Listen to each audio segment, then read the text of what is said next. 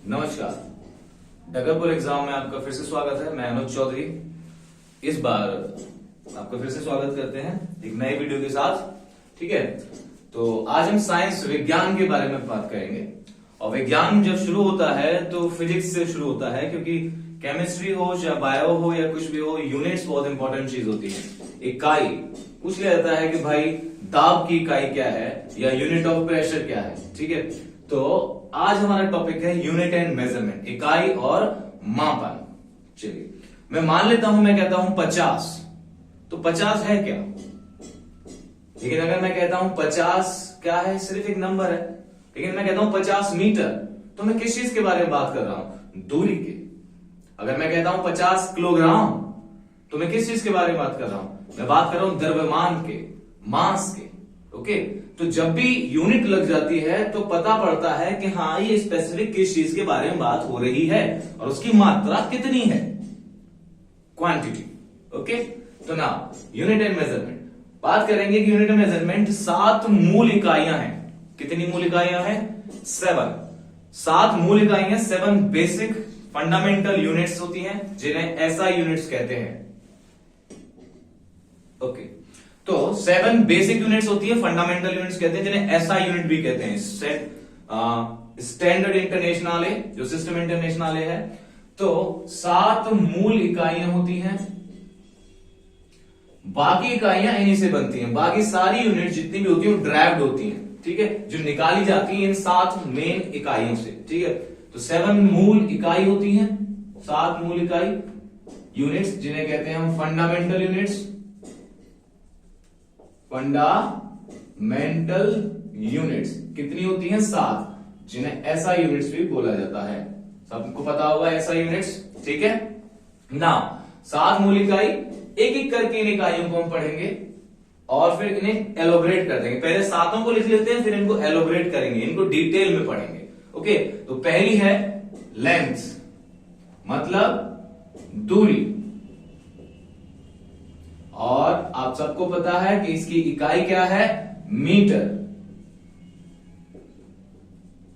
Metre, तो दूरी किसमें मापी जाती है? मीटर में। ठीक है, इकाई क्या है? मीटर। दूसरा है मास, मतलब द्रव्यमान। देखो, वजन और मास में अभी हम बात करेंगे, डिफरेंस देखेंगे वेट और मास में। द्रव्यमान, मास, और इसकी इकाई होती है किलोग्राम। याद रखना, ग्राम नहीं, किलोग्राम, केजी। ठीक है, तीसरा है टाइम, समय। समय की इकाई है, सबको पता है, सेकेंड्स, एस, सेकेंड। ठीक है, चौथा होता है हमारा तापमान, मतलब टेम्परेचर। तापमान, तापमान की इकाई होती है kelvin. The unit of temperature is kelvin, ना कि डिग्री सेल्सियस, ना डिग्री फ़ारेनहाइट। क्या है? केल्विन। क्यों है ये सब हम डिस्कस करेंगे जब इन्हें खोलेंगे। Kelvin, kelvin. ठीक है, पांचवा होता है हमारा इलेक्ट्रिक करंट, विद्युत धारा। इलेक्ट्रिक करंट, विद्युत धारा या प्रवाह, विद्युत धारा। और इसका होता है एम्पियर। क्या यूनिट इकाई होती है इसकी? एम्पियर। क्या इकाई होती है? एम्पियर। ओके, नाउ छठा होता है आपका अमाउंट ऑफ सब्सटेंस, पदार्थ की मात्रा। अमाउंट ऑफ सब्सटेंस, पदार्थ की मात्रा। और इसकी इकाई होती है मोल। क्या होती है? मोल। 7वां और आखिरी जो मूल इकाई है, इन 7 मूल इकाइयों से अलग 2 इकाई एक्स्ट्रा में होती हैं, उन्हें हम बाद में करेंगे। पहले जो 7 बेसिक हैं, जिनसे बाकी सारी इकाइयां बनेंगी। 7वां है आपका प्रकाश की तीव्रता, intensity of light. Intensity of light मतलब प्रकाश की तीव्रता, प्रकाश की तीव्रता, प्रकाश की तीव्रता, ठीक है। और इसकी इकाई होती है प्रकाश। प्रकाश आपको पता है कैंडल जलाते हैं तो प्रकाश हो जाता है, ठीक है। तो इसकी है कैंडेला, आसानी से याद हो जाएगी कैंडेला, ओके, कैंडेला ना। ये 7 बेसिक इकाइयां हैं। तो लेंथ दूरी का है मीटर, मास द्रव्यमान किलोग्राम, समय का सेकंड है, टेम्परेचर तापमान का केल्विन है, इलेक्ट्रिक करंट विद्युत धारा है, अमाउंट ऑफ सब्सटेंस पदार्थ की मात्रा का मोल है, और इंटेंसिटी ऑफ लाइट का क्या है कैंडेला, ठीक है। क्या है कैंडेला, मोल पदार्थ की मात्रा का है। अब हम क्या करेंगे, एक एक करके थोड़ा एलोबोरेट करेंगे, खोलेंगे, ताकि डिटेल में चले। और डिटेल में क्वेश्चंस कैसे आएंगे, डायरेक्टली तो क्वेश्चन आएंगे ही आएंगे, लेकिन डिटेल में कैसे करेंगे हम देखेंगे अभी। तो पहला हम करेंगे लेंथ, ओके। तो दूरी के बारे में बात करते हैं। दूरी की मात्रा क्या है, मीटर, ठीक है। लेकिन मान लेता हूं कि मैं अगर बात करता हूं इस मार्कर की, तो इस मार्कर की दूरी मैं मीटर में नहीं कहूंगा, इसकी डिवीजन करूंगा सेंटीमीटर में या मिलीमीटर में कहूंगा, ठीक है। तो होता क्या है, अगर मैं बात करता हूं यहां से दिल्ली से पंजाब की तो किलोमीटर में, या अमेरिका से यहां की किलोमीटर में, या धरती पे जो भी मैक्सिमम होगा किलोमीटर में बात कर लेते हैं हम लोग, ठीक है। किलो का मतलब 1000 होता है, किसी चीज का 1000 गुना। लेकिन अगर मैं यहां से धरती की से सूरज के बारे में बात करूंगी, धरती और सूरज के बीच की दूरी, तो वो सिंपल किलोमीटर में होगी, मीटर में भी हो जाएगी। लेकिन अगर मैं इस तरीके से लिखूंगा उसको 1 2 3 4 5 6 7 8 9 10, तो ये थोड़ा ऑड हो जाएगा। तो इसको आसान बनाने के लिए हम क्या करते हैं, कुछ नई यूनिट लेकर आते हैं किसकी, दूरी की, ताकि थोड़ा आसान रहे। तो खगोलीय दूरी, जो खगोलीय मतलब एस्ट्रोनॉमिकल में काम आती है, तो पहली जो हम यूनिट करेंगे उसे कहते हैं 1 AU। ये होती है एस्ट्रोनॉमिकल यूनिट, एस्ट्रोनॉमिकल यूनिट, ठीक है। हिंदी में कहते हैं एक खगोलीय इकाई, एक खगोलीय इकाई, ठीक है, 1 एस्ट्रोनॉमिकल यूनिट। अब इसको डिफाइन करते हैं कि है क्या। सिंपल, ये है कि पृथ्वी और सूर्य के बीच की औसत दूरी। डेफिनेशन सिंपल लिख रहा हूं, क्वेश्चन पूछेगा कि पृथ्वी और सूरज के बीच की औसत दूरी को क्या कहा जाता है, तो ये क्या है, पृथ्वी और सूर्य के बीच की औसत दूरी, the average distance between sun and earth. पृथ्वी और सूरज के बीच की औसत दूरी, the average distance between sun and earth, क्या कहा जाता है, एक खगोलीय इकाई कही जाती है।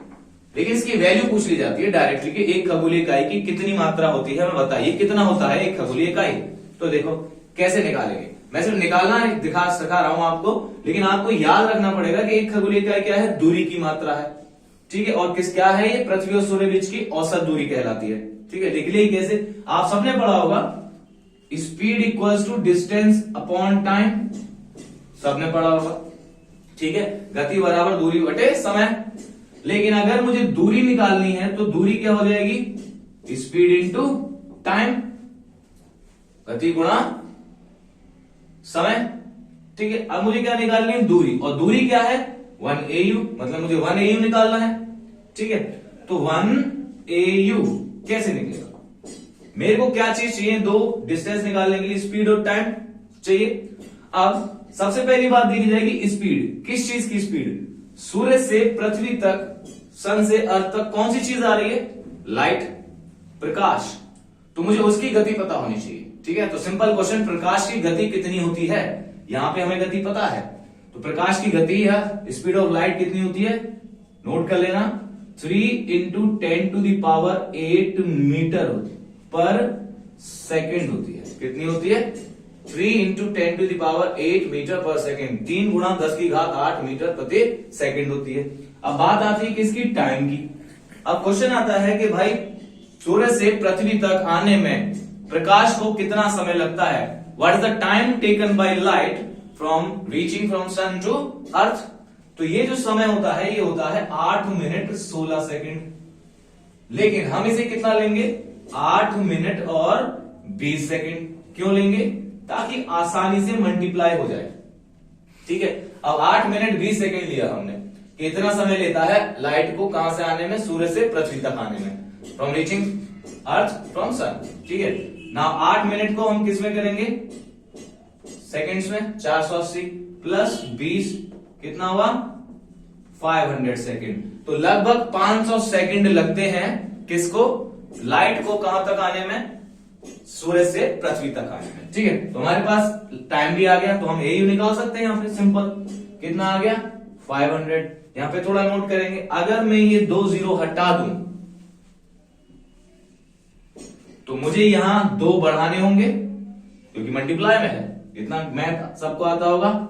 ठीक है, अब मैं आसानी से मल्टीप्लाई कर सकता हूं। 3 5 जा 15, तो 15 गुणा 10 की घात 10 मीटर, क्योंकि ये सेकंड था, सेकंड से सेकंड कट जाएगा। कितना आया? 15 गुणा 10 की घात 10 मीटर। लेकिन यहां पे जब भी 10 की घात में हम लेते हैं, एक रूल है कि 1 के बाद ही दशमलव लगाना होता है, 1 के बाद ही डेसिमल लगाना होता है। तो अगर मैं 15 को 1.5 करूं, अगर मैं यहां 1 पॉइंट लगाता हूं, जैसे 15 को 1.5 करता हूं, तो मुझे यहां 11 करना पड़ेगा। कितना? 11। हमारी वैल्यू आ गई 1 AU की कितनी? 1.5 × 10⁻11 मीटर। लेकिन मैंने यहां 16 से 20 करा था, थोड़ा ध्यान देंगे, 16 से 20 करा था। तो मैं यहां क्या कर सकता हूं? 49 कर दूं 5 की जगह, 59, बात वही है अप्रॉक्स। तो ये वैल्यू है किसकी? 1 AU की, नोट कर लेना। तो एक खगोलीय दूरी कितनी होती है? 1.49 गुणा 10 की घात 11 मीटर, या पृथ्वी से सूर्य बीच की दूरी कितनी है? इतनी है। ओके, तो ये था हमारा पहला लेंथ में AU। अगर हम इससे भी ज्यादा दूरी की बात करें, मान लेते हैं ये तो सूरज की बात होगी, हमारे सौरमंडल में हम खगोलीय इकाई का इस्तेमाल कर सकते हैं। लेकिन अगर हम बात करते हैं किसी तारे की, क्योंकि तारा बहुत ही दूर होता है, ठीक है, तो आप दूसरी यूनिट जो हम इस्तेमाल करेंगे लेंथ में, खगोल में, और कई बार पूछी जाती है। देखो, खगोलीय इकाई याद रखना है आपको, क्या होती है? एक दूरी का मात्रक है, और कितनी होती है? 1.49 गुणा 10 की घात 11 मीटर। अब बात करते हैं दूसरे की, जिसे कहते हैं प्रकाश वर्ष। प्रकाश वर्ष, वर्ष आ रहा है तो इसका मतलब समय की नहीं है, ये दूरी की इकाई होती है, जिसे कहते हैं लाइट ईयर। Light year. तो 1 लाइट ईयर है क्या? प्रकाश द्वारा 1 वर्ष में तय की गई दूरी। कितने वर्ष में? 1 वर्ष में प्रकाश द्वारा। Light travel by distance travel by light in 1 year. ठीक है, तो प्रकाश वर्ष नाम से समझ में आ रहा है, लाइट 1 साल में, 1 साल में कितना ट्रेवल करती है, वो 1 लाइट ईयर हो जाएगा। फिर से वही फॉर्मूला, स्पीड इनटू टाइम। दूरी है ना, 1 वर्ष कितनी दूरी तय करी, स्पीड फिर से कितनी आ गई? 3 × 10⁸ मीटर। ओके ना, टाइम 1 साल में कितने दिन होते हैं? साल में टाइम निकालना है, कितने दिन होते हैं? 365। 1 दिन में कितने घंटे होते हैं? 24। 1 घंटे में कितने मिनट होते हैं? 60।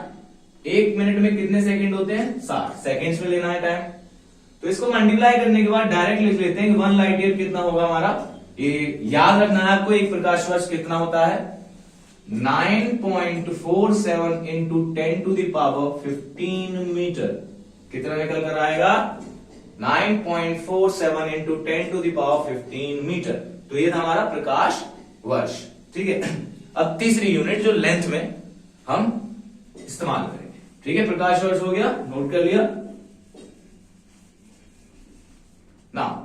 तीसरी यूनिट है जो सबसे बड़ी इकाई कहलाती है, और कई बार पूछी जाती है और हमें पता नहीं होता है कि ये दूरी की इकाई है या यूनिट ऑफ डिस्टेंस है। ठीक है, और तीसरी है हमारी जो सबसे बड़ी इकाई कहलाती है, पारसेक। क्या है? पारसेक। ठीक है, ये हमारे कोर्स में नहीं, लेकिन हमें पता होना चाहिए कि हाँ भाई, पारसेक होता क्या है? दूरी की इकाई है और सबसे बड़ी इकाई है। अगर क्वेश्चन आता है which is the largest unit of distance, दूरी की सबसे बड़ी इकाई क्या है, तो उत्तर क्या आएगा? पारसेक। या इनमें से कौन सी दूरी की इकाई है, तो पार्सेक भी इकाई है अगर ऑप्शन में आता है तो। ठीक है, पार्सेक है क्या, बेसिकली हल्का सा बता देता हूं आपको कि ये मान लेते हैं अर्थ है, मैं इसके एक छोर से किसी तारे को देख रहा हूं, फिर दूसरे छोर से तारे को देख रहा हूं, तो ये कोई एंगल बनेगा। ठीक है, जब एंगल 1 रेडियन का होता है तब ये दूरी पार्सेक होती है। छोड़िए इसको, ये आपके कोर्स में नहीं है, बस इतना याद रखना, पार्सेक क्या होता है, इकाई होती है और उसकी वैल्यू हमें पता होनी चाहिए। तो 1 पार्सेक होता है 3.26, कितना, 3.26 प्रकाश वर्ष, लाइट ईयर, प्रकाश वर्ष के बराबर होता है। एक पार्सेक कितने प्रकाश वर्ष के बराबर होता है, 3.26। ठीक है, तो हमारी पहली इकाई हो गई लेंथ। ठीक है, अब बात करते हैं हमारी दूसरी की। दूसरा क्या लिखा था हमने, द्रव्यमान। द्रव्यमान, तो 7 में से दूसरा कौन सा है, द्रव्यमान, मास। मास होता क्या है, मतलब एक शरीर में कितना मटेरियल प्रेजेंट है, कितना पदार्थ है किसी शरीर में, वो उसका द्रव्यमान कहलाता है। ठीक है, मास। मान लेते हैं कि मैं चला जाता हूं स्पेस में, तो मेरे द्रव्यमान पे क्या असर पड़ेगा, कुछ नहीं, रहूंगा मैं उतना ही, मेरा मटेरियल उतना ही रहेगा, लेकिन मेरा वजन खत्म हो जाता है, क्योंकि वजन एक अलग चीज है। ठीक है, तो पहले मास, सेकंड है मास, मास की इकाई मतलब द्रव्यमान, इकाई मैंने लिखाई थी किलोग्राम, ये होता है शरीर में कितना पदार्थ मौजूद है उसको मास बनाता है। ठीक है, लेकिन एक चीज होती है वेट, जिसे कहते हैं वजन या भार, वजन या भार, इसकी यूनिट होती है न्यूटन। ठीक है, तो हम कहते हैं ना हमारा वजन कितना है, हम किलोग्राम में बताते हैं, वो हम अपना मास बता रहे होते हैं। ठीक है, एक्चुअली वेट क्या होता है कि गुरुत्वाकर्षण हमें नीचे की तरफ खींच रहा है, हमारे इस द्रव्यमान को जब नीचे की तरफ खींच रहा है तो नीचे की तरफ एक बल लग रहा है, और बल की यूनिट क्या होती है, न्यूटन। इसीलिए वेट क्या है, एक बल है, वेट क्या है, एक बल है। ठीक है, मास सिंपल एक चीज है कि मेटेरियल कितना है, और वेट एक बल है। ठीक है, तो वजन में कैसे आएगा कि भाई वेट क्या हो जाएगा, मास इंटू गुरुत्वाकर्षणीय त्वरण। ठीक है, तो वेट कितना क्या होता है, मास इंटू जी, स्मॉल जी। अब मैं स्पेस में चला गया, अर्थ का जी हो गया 0, तो ये टोटल वेट 0, लेकिन मास कभी शून्य नहीं होता, याद रखना। द्रव्यमान को ना तो खत्म किया जा सकता, ना उसे बिगाड़ा जा सकता, ना उसे बनाया जा सकता। ठीक है, लेकिन वेट को खत्म किया जा सकता है, वेट 0 हो सकता है, जैसे स्पेस में हम तैरते हैं। ठीक है, तो याद रखना है मास और वेट में क्या अंतर है कि मास इंटू जी वेट बन जाता है, वजन बन जाता है। ठीक है, तो जी 0 हो जाएगा तो वेट भी 0 हो जाएगा, ये कभी 0 नहीं होता। तो ये पॉइंट नोट करने वाला है कि द्रव्यमान कभी भी शून्य नहीं होता है। ठीक है, अब क्वेश्चन इस पे कैसा बनता है पता है, क्वेश्चन आएगा कि एक बंदे का द्रव्यमान धरती पे 60 किलोग्राम है। ठीक है, चंद्रमा पर उसका द्रव्यमान कितना होगा, तो चंद्रमा पर उसका द्रव्यमान इतना ही रहेगा। हम सोचते हैं कि चंद्रमा पे वजन कम हो जाता है, वजन ही तो कम होगा, लेकिन द्रव्यमान कभी कम नहीं होता, जितना है उतना ही रहता है। तो सिंपल, किलोग्राम है तो द्रव्यमान की बात हो रही है, न्यूटन है तो वजन की बात हो रही है। अब यहां पे मैं कहता कि भाई मेरा जो है वजन, वेट 60 न्यूटन है, लेकिन चंद्रमा पे कितना हो जाएगा, चंद्रमा पे 1/6 हो जाता है, तो 10 न्यूटन उत्तर होगा। ठीक है, तो मास पूछेगा वो, भाई मास यहाँ कितना है, वहां कितना है, सेम रहेगा, हर जगह मास सेम रहता है। ठीक है, अब तीसरा जो है वो है समय। तीसरी इकाई है समय। समय हमारे सिलेबस से बाहर है, ये मेटाफिजिकल सिस्टम है, लेकिन एक बात आपको बताता हूं समय के बारे में। टाइम, आपने मूवी देखी होंगी 2D 3D, सबने 3D। 3D का मतलब क्या है, लेंथ, ब्रेथ एंड हाइट। ठीक है, ऊंचाई, चौड़ाई और लंबाई, 3 डायमेंशन। ठीक है, 3 आधार। लेकिन चौथा डायमेंशन क्या है, अगर आपसे पूछे व्हाट इज 4th D, चौथा डायमेंशन क्या है, तो उत्तर आएगा समय। चौथा डायमेंशन क्या है, समय। समय को भी बदला जा सकता है। ठीक है, वो बहुत हाई लेवल की मैटर होता है। ठीक है, किसी भी ब्लैक होल के पास हम जाते हैं तो समय को भी बदला जा सकता है। ठीक है, तो समय के बारे में हमें सिंपल याद रखना है बस ओनली कि इसका यूनिट क्या है, इकाई इसकी सेकंड है, एसआई सेकंड्स में ही लेंगे हमेशा, और ये चौथा डायमेंशन होता है, चौथा डी। ठीक है, चौथी चीज पर आते हैं यूनिट्स की, इकाइयों में चौथा तापमान, टेम्परेचर, इसकी यूनिट है केल्विन। क्या है, केल्विन। क्यों है अभी बताऊंगा भाई। इसकी एक यूनिट और है डिग्री सेल्सियस, लेकिन एसआई यूनिट क्या याद रखनी है, केल्विन। डिग्री सेल्सियस भी है, डिग्री फ़ारेनहाइट भी है, और एक यूनिट और होती है रोपर या रैंकाइन।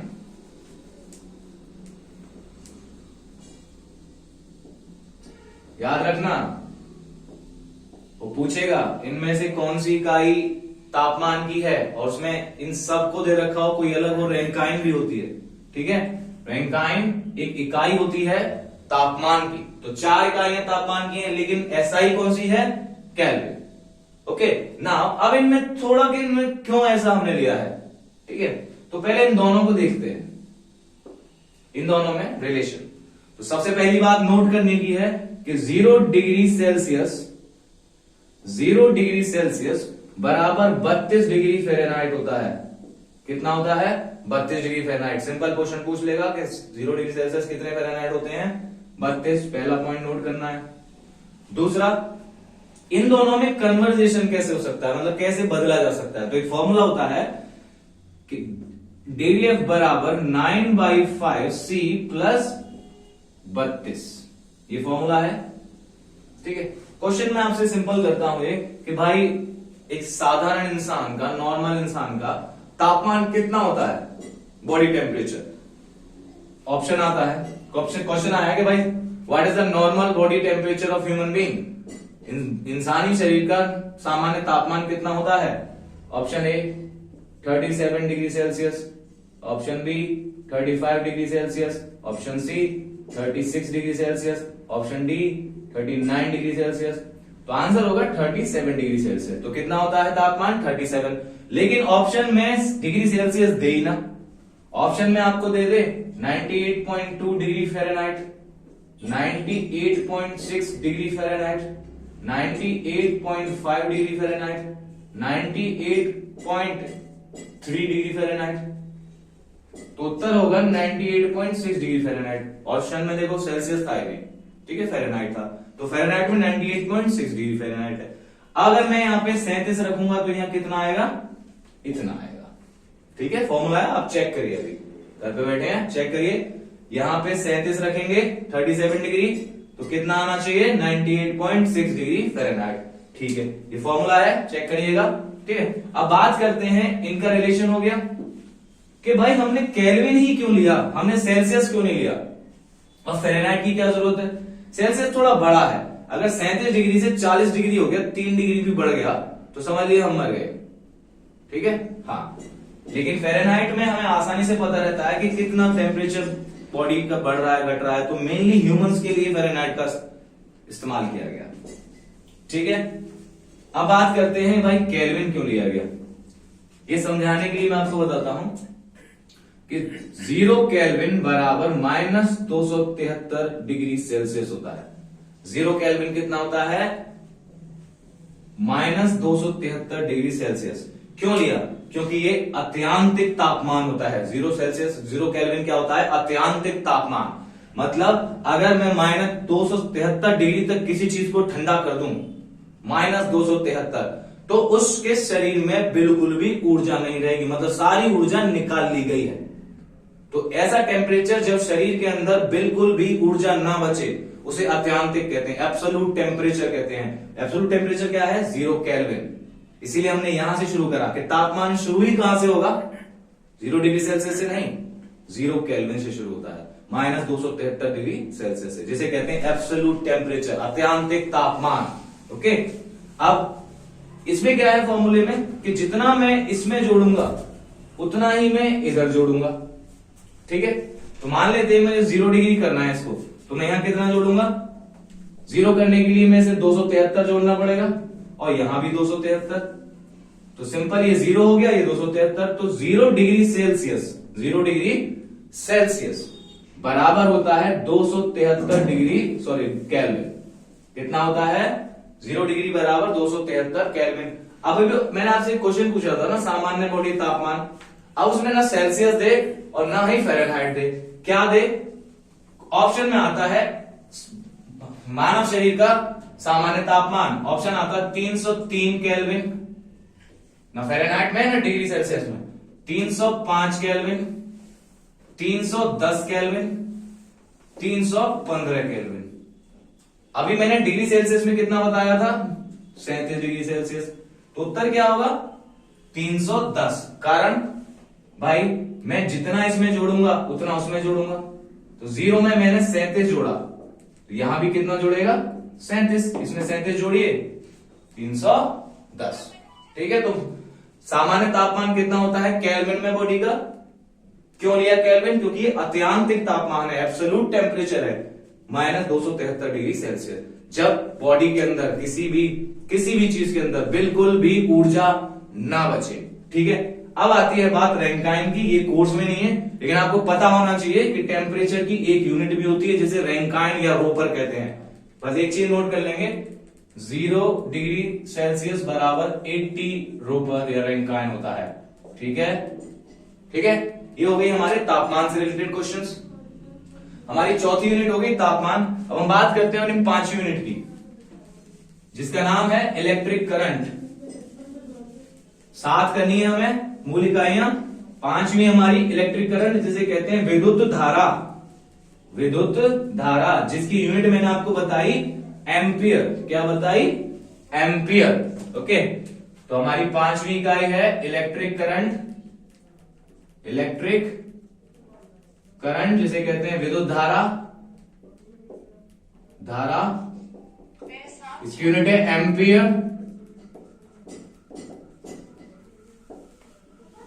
लेकिन इसे पढ़ने से पहले हमें एक चीज पढ़नी होगी, तभी ये समझ में आएगा हमारे।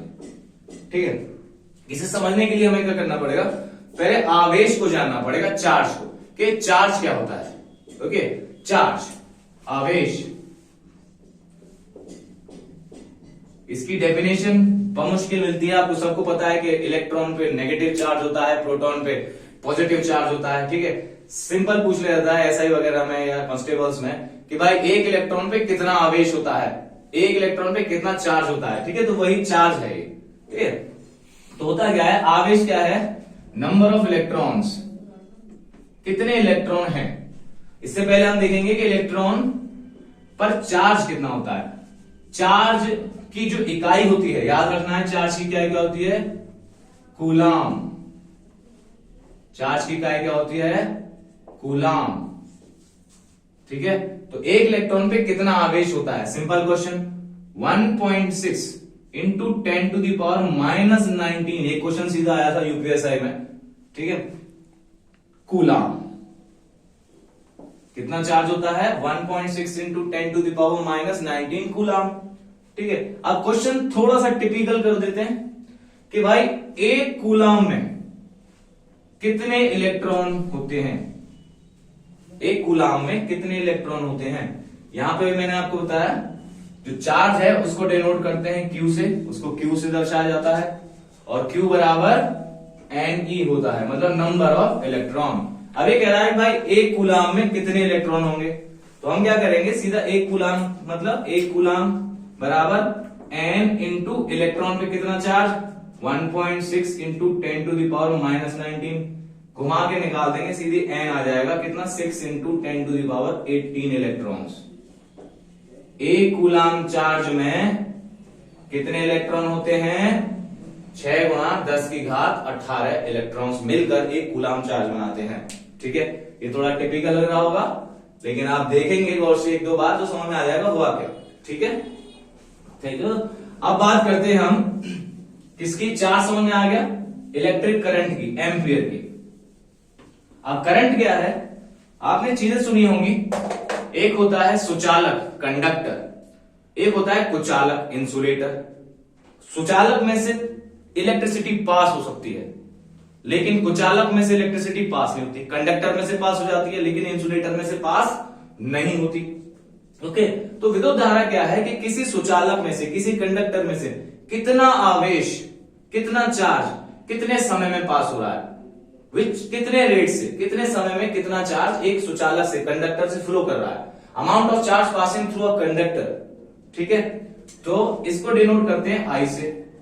कितना, क्या चीज जा रही है, चार्ज निकल रहा है, फ्लो कर रहा है, amount of charge upon time. तो आई बराबर क्यू अपॉन टी। तो इलेक्ट्रिक करंट क्या होता है, चार्ज की इकाई क्या बताई थी मैंने, कूलाम, और टाइम की क्या है, सेकंड। तो कूलाम पर सेकंड को ही एम्पियर कहते हैं। तो कभी अगर वो आपसे क्वेश्चन करता है थोड़ा घुमाकर कि भाई विद्युत धारा की इकाई क्या है, और वो एम्पियर ना दे ऑप्शन में, कूलाम प्रति सेकंड दे दे, तो कंफ्यूज हो जाओगे। इसीलिए याद रखना, एम्पियर ही कूलाम पर सेकंड होता है। ठीक है, तो ये हमारी विद्युत धारा। ओके अब बात करते हैं हमारे छठे यूनिट की। हमारा छठा यूनिट है अमाउंट ऑफ सब्सटेंस।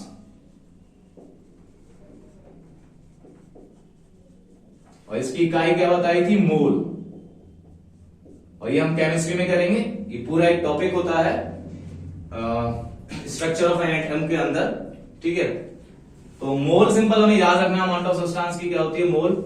हल्का सा आपको बता देता हूं, देखो कार्बन की जो यूनिट वो होती है, उसकी जो मास होता है 12, कार्बन 12 होता है। तो अगर मैं इसको 12 से डिवाइड कर दूं तो 1 आ जाएगा। ठीक है, तो 12 ग्राम कर दूं इसको ग्राम। आपको ठीक है, ऐसे छोड़ते हैं यहीं पे, क्योंकि आपको एक केमिस्ट्री में समझाना पड़ेगा डिटेल्स। बस आपको क्या याद रखनी है, अमाउंट ऑफ सब्सटेंस की यूनिट क्या है, मोल है। ऐसे ही ये जो 7वीं है, ये भी आपके कोर्स में नहीं है, इसे इंटेंसिटी ऑफ लाइट कहते हैं, इंटेंसिटी ऑफ लाइट। ओके, प्रकाश की मात्रा। और प्रकाश की मात्रा ये बहुत ही हाई लेवल पे है, पीएचडी लेवल का मैटर होता है, लेकिन हमें पता होनी चाहिए कि इसकी इकाई क्या होती है। इसकी इकाई होती है कैंडेला। कैंडल से प्रकाश आता है, ऐसे ही इसकी यूनिट हो जाती है कैंडेला। ठीक है, तो हमारी 7 बेसिक इकाइयां हो चुकी हैं। ठीक है, तो आज यहीं पे हम 7 बेसिक इकाइयां खत्म करते हैं इस टॉपिक को। Thank you. अगर वीडियो पसंद आता है तो प्लीज लाइक करिए, शेयर करिए, और हमारे चैनल को प्लीज सब्सक्राइब करिए। नमस्कार।